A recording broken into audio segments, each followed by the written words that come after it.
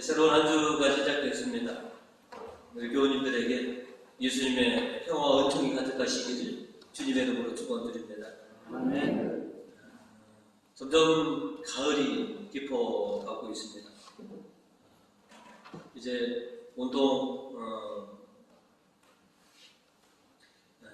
들판날보다도 황금 들녘을 이렇게 이루고 있는데요. 벌써부터 가을 수확이 지금 한참 진행되고 있습니다.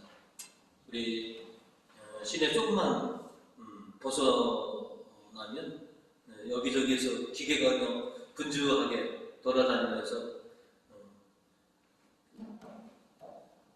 이렇게 마시몰려 같은 둥근한 것들이 생기기도 하고요.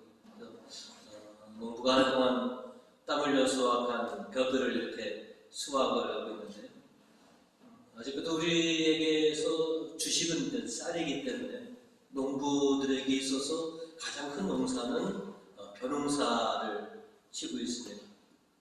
그리고 벼가 이제 익으면 이렇게 고개를 숙이기 때문에 또 우리들은 저 벼는 겸손의 상징이다 라고 이렇게 또 여기고 있는데, 벼가 익으면 익을수록 이렇게 고개를 숙이는 것처럼 사람도 성숙해질수록 겸손한 그런 사람이 되어야 된다라고 하는 것들을 우리가 좀 깨닫게 됩니다.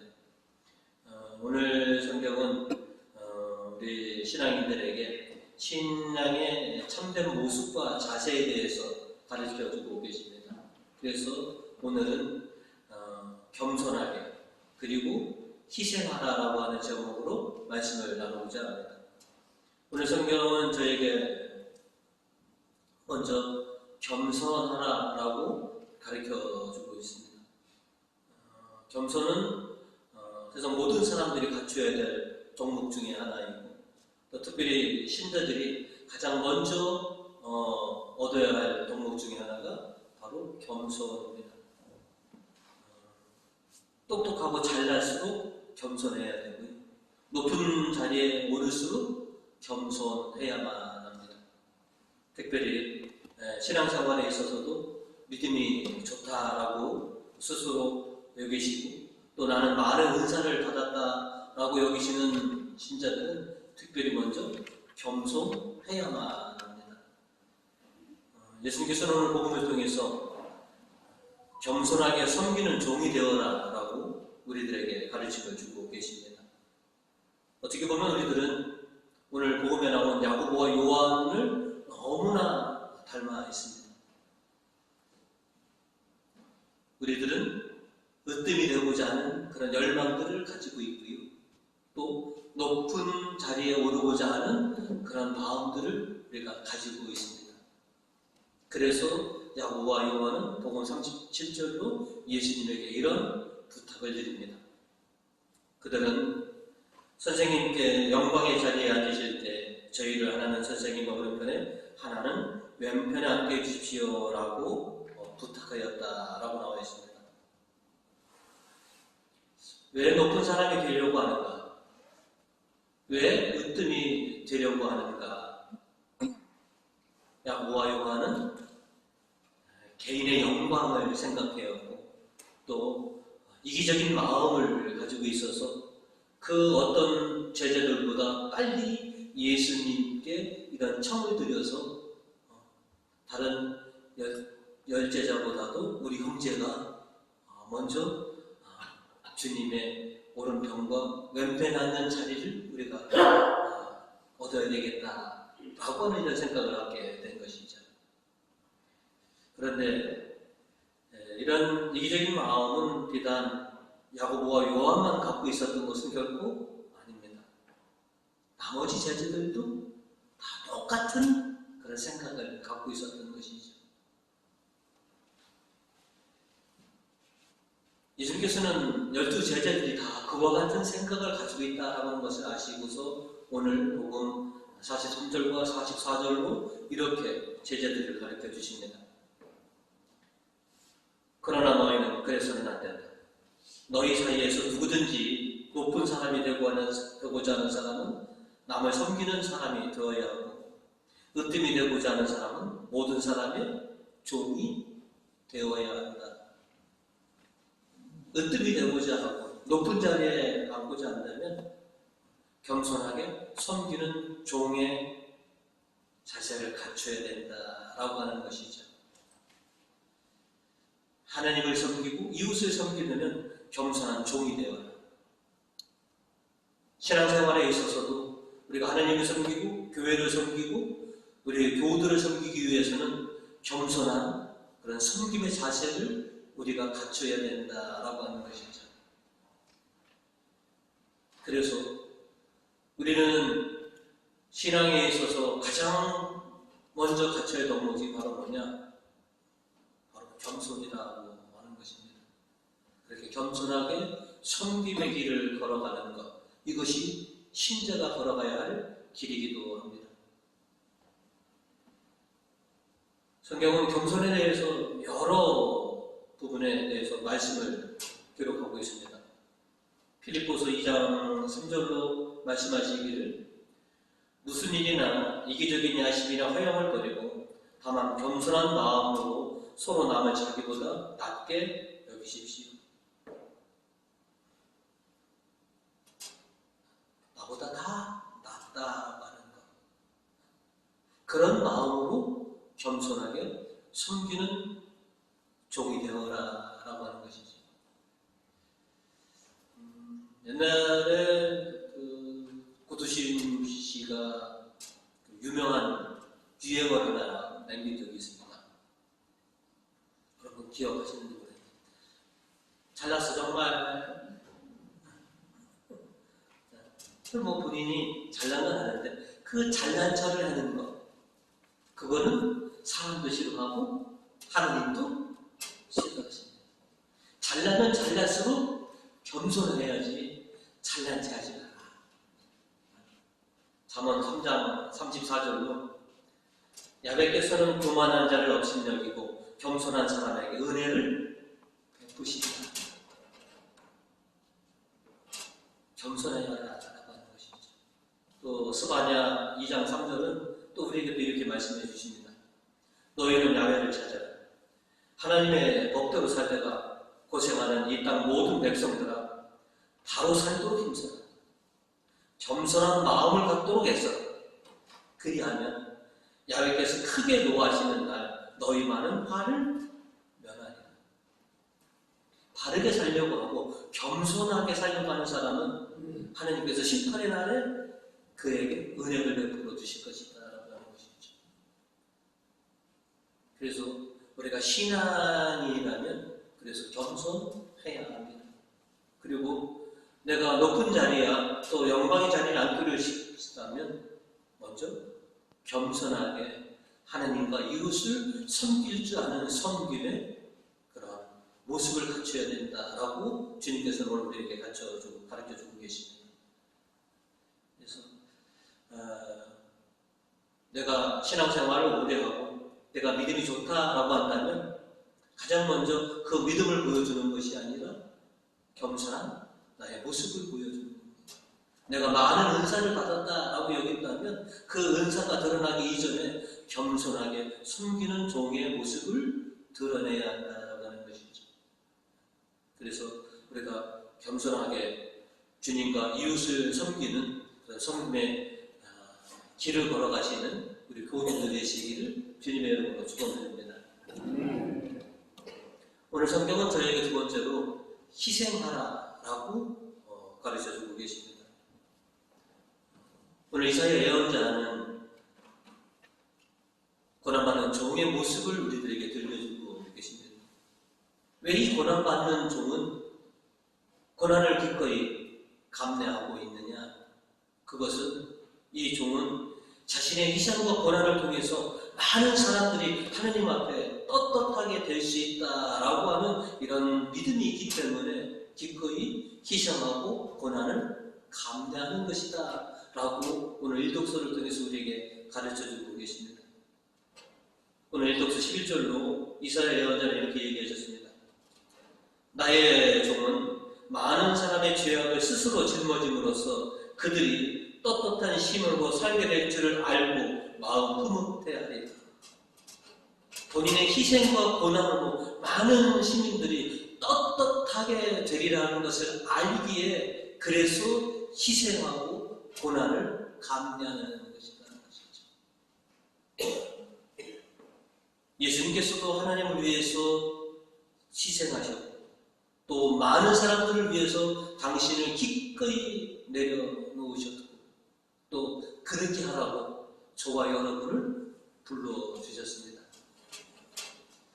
그래서 우리는 주님이 그리하셨던 것처럼 희생하고 고난을 감내하면서 많은 사람들이 하나님 앞에 온전히 설 수 있도록 그렇게 우리는 희생하도록 요청받고 있습니다. 특별히 사제인 저는 하나님을 위해 또 교회를 위해 교우님들을 위해서 희생해야 할 사람입니다. 사제들은 신자들이 신앙생활에 있어서 도움이 되도록 희생하고 고난을 감내해야 합니다. 신자들이 어떻게 하면 더 거룩해지시고 어떻게 하면 행복해지실까라고 하는 그 일을 생각하면서 희생하면서 고난을 감내해야지만이 그것이 사제다라고 하는 것이죠. 요한복음 15장 13절은 우리에게 이런 말씀을 전해주십니다. 벗을 위하여 제 목숨을 바치는 것보다 더 큰 사랑은 없다. 주님을 위해서, 교회를 위해서, 교우들을 위해서, 이웃을 위해서 희생을 자처하는 사람만큼 더 큰 사랑은 없다라고 하시는 것이죠. 그리고 요한일서 3장 16절도 또 이렇게 말씀해 주십니다. 그리스도께서는 우리를 위해서 당신의 목숨을 내놓으셨습니다. 이것으로 우리가 사랑이 무엇인지를 알게 되었습니다. 그러므로 우리도 형제들을 위해서 우리의 목숨을 내놓아야 합니다. 사랑하는 형제 자매를 위해서 기꺼이 희생할 줄 알아야 한다는 것이죠. 예수님이 우리를 위해서 희생해 주셨고 하나님을 위해서 희생하셨듯이 우리도 희생을 통해서 주님의 길을 따라가는 것.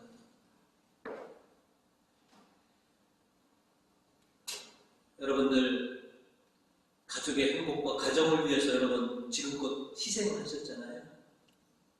여러분의 희생 때문에 지금 여러분의 가정이 있는 것처럼 교회는 마찬가지입니다. 여러분들의 희생과 수고가 있었기 때문에 지금의 교회가 있었고 또 앞으로도 교회도 존재하게 됩니다. 희생과 고난 없이는 가정도 교회도 온전하지 않습니다. 예수님에 의해서 가장 많이 책망을 받고 혼난 사람들 중에 한 사람이 바로 바리사이파 사람이고 율법학자입니다. 하나님에 대해서 가장 많이 알고 있다라고 하는 이 자처하고 했던 사람들이 왜 이렇게 예수님의 책망을 받았느냐? 그거는 많은 사람들에게 이렇게 하십시오라고 입으로 지시하고 따르도록 명령했지만 자신들은 그 민중들을 위해서 희생하지 않고 그저 입으로만 외쳤기 때문에 그렇습니다. 누가복음 11장 46절로 이렇게 말씀을 하신 적이 있습니다. 그러자 예수께서는 너희 율법학자들도 화를 입을 것이다. 너희는 견디기 어려운 짐을 남에게 집어넣고 자기는 그 짐에 손가락 하나 대지 않는다. 지시만 하고 너희는 희생하지 않는다. 민중들을 위해서, 대중들을 위해서 그들을 도와주고 그들을 위해서 너희가 희생해야 하는데 너희는 그런 희생이 없다라고 하는 것이죠.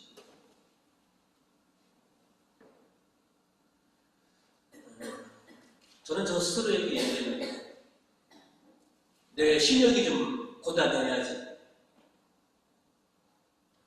교회가 교회다워지고 가정이 가정다워지고 내가 한없이 편해지려면 교회는 교회다워지지 않는다. 사제가 희생과 고난을 감내하지 않는다면 더 이상 그분은 사제의 길을 걸어갈 수 없는 것이고 주님의 제자의 길에서 그렇게 도태되고 말 것이다 라고 하는 것이죠. 그래서 예수님을 닮아간다면 예수님처럼 희생하고 고난을 감내하여야 한다. 그리고 그 희생과 고난은 결코 헛되이지 않을 것입니다. 많은 영광은 희생과 고난 뒤에 찾아오는 것이다 라고 성경은 가르쳐주고 있습니다. 사도행전 14장 22절로 그들은 각 도시에서 신도들의 용기를 북돋으며 끝까지 믿음을 지키라고 격려하면서 우리가 하나님 나라에 들어가려면 반드시 많은 어려움을 겪어야 합니다 라고 말해요. 사도들이 온 세계를 돌아다니면서 우리가 고난을 겪어야지만이 주님과 복음 때문에 희생을 우리가 해야지만이 하느님 나라에 들어갈 수 있습니다. 하느님 나라의 영광은 희생과 고난 뒤에 오는 영광입니다 라고 그렇게 신자들을 독려하고 격려했다라고 사도행전은 우리에게 전해주고 있는 것입니다.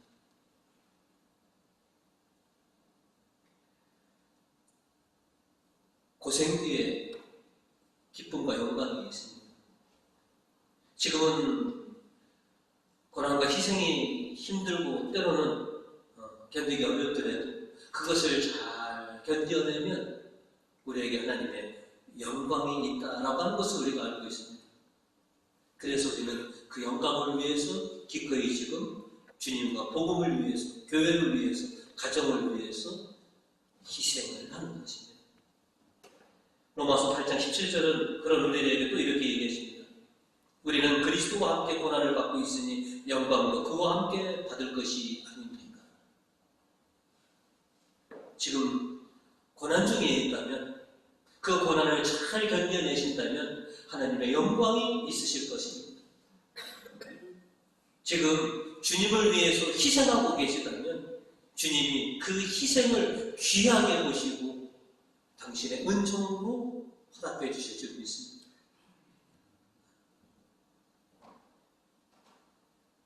주님이 그러신 것처럼 우리도 희생을 통해서 주님의 길을 따라가는 그런 주님의 제자들이 되어야 되겠다라는 것이죠. 여러분, 지금껏 여러분의 가정을 위해서 희생해 주셨고 또 지금껏 교회를 위해서 희생해 주셨습니다. 앞으로도 주님의 큰 영광과 하나님 나라에 들어가는 그런 영광을 생각하면서 주님께서 원하시는 희생과 고난을 감내하실 줄 아시는 우리 교우님들 되시기를 주님의 이름으로 축원드립니다. 또 성경은 세 번째로 우리에게 신자로서 또 신앙인으로서 하나님께 기도하고 간구하라 라고 가르쳐 주십니다. 오늘 시편 14절 15절의 말씀이 제 마음에 많이 와닿아서 말씀을 드립니다. 오늘 시편 14절로 이렇게 전해주고 있습니다. 나에게 부르짖는 자를 내가 건져주며 나의 이름을 아는 자를 내가 높여주리라. 하느님을 알고 하나님의 이름으로 부르짖는 자에게 내가 그를 그 어떤 것이든지 내가 그를 건져주리라.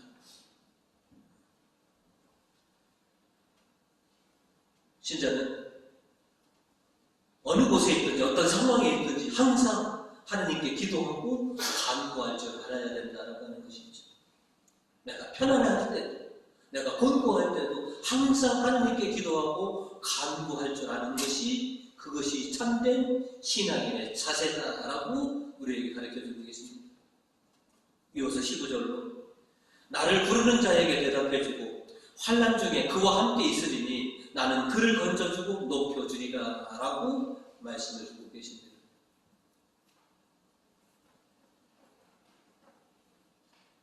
여러분이 고난 중에 계시다면 주님께 기도하시고 간구하십시오. 여러분이 쇠약해 계셨다면 하나님께 기도하시고 간구하십시오. 여러분이 지금 병 중에 계시다면 하나님께 기도하시고 간구하십시오. 당신의 이름으로 당신께 간구하는 자를 당신께서는 건져주신다고 하셨습니다. 주님의 이 말씀을 믿고 기꺼이 간구하시고 기도하시기 바랍니다. 당신은 당신을 경외하는 자의 기도와 간구를 외면하지 않으십니다. 오늘 히브리서 7절로 이렇게 우리에게 말씀해 주고 계십니다.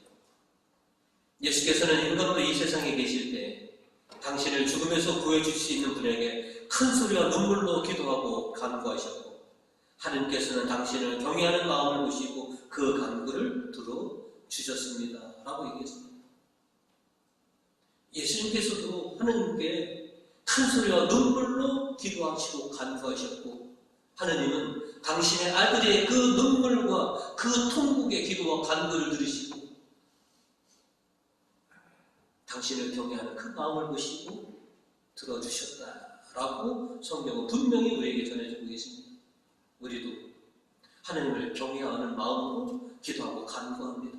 그러면 우리의 기도와 간구가 응답될 줄 믿습니다. 아멘. 잠언 15장 29절은 우리에게 또 이렇게 말씀해 주고 계십니다. 야훼께서는 나쁜 사람을 멀리하시고 착한 사람의 기도는 들어주신다. 여러분 착하신 분들이시지 않습니까? 아버지 보시기에 착하신 분이니까 여러분의 기도는 하나님께서 듣고 응답해 주실 줄 믿습니다. 아멘. 지금 쇠약해지시고 또 곤고한 상황에 놓여있거나 병들어 있으시다면 주님을 믿고 주님께 기도하시고 간구하십시오. 그리고 여러분 혼자 결코 기도하게 두시지는 않을 겁니다.